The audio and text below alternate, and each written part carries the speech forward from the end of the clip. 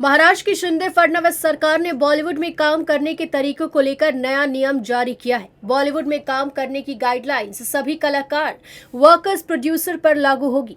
इसके पीछे बॉलीवुड के निर्माताओं और कलाकारों के मनमाने कारभार पर लगाम लगाने और उन कामों को एक सिस्टम और रूल्स एंड रेगुलेशन के तहत ढालने का मकसद बताया जा रहा है।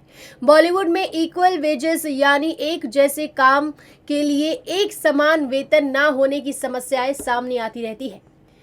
नई गाइडलाइंस के तहत निर्माता अब एक समान वेतन देने के लिए बाध्य होंगे।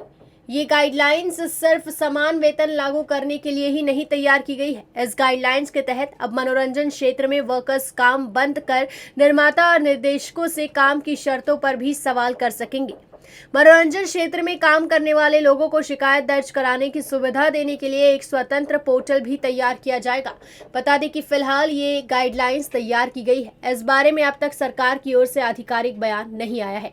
इसकी घोषणा होनी बाकी है। ये गाइडलाइंस सिर्फ फिल्मों के लिए ही नहीं बल्कि सीरियल्स, विज्ञापन, OTT प्लेटफॉर्म और सभी पर लागू होगी।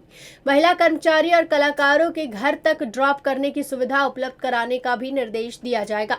पिछले कुछ वक्त से एंटरटेनमेंट फील्ड में काम करने वाले लोगों द्वारा कई शिकायत और सवाल सामने आ रहे थे।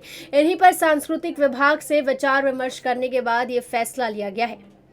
महाराष्ट्र की शिंदे फडणवीस सरकार की ये गाइडलाइंस वैसे तो इरेगुलेटरीज को दूर करने के मकसद से लाई जा रही है, लेकिन शंका इस बात का है कि कहीं ये बैकडोर से एंटरटेनमेंट क्षेत्र को कंट्रोल करने की कोशिश तो नहीं है। शाहरुख खान की पठान फिल्म 1000 करोड़ के आंकड़े को छू रही है, यानी काफी वक्त के बाद और कई मुश्किलें के बाद बॉलीवुड में के लिए अच्छे दिन आए हैं। बॉयकॉट बॉलीवुड ट्रेंड से किसी तरह फिल्म इंडस्ट्रीज उभरती हुई दिखाई दे रही है। ऐसे में शिंदे फडणवीस सरकार की ये नई गाइडलाइंस कहीं बॉलीवुड बिजनेस को नुकसान पहुंचाने वाली तो नहीं है, ये देखने वाली बात होगी।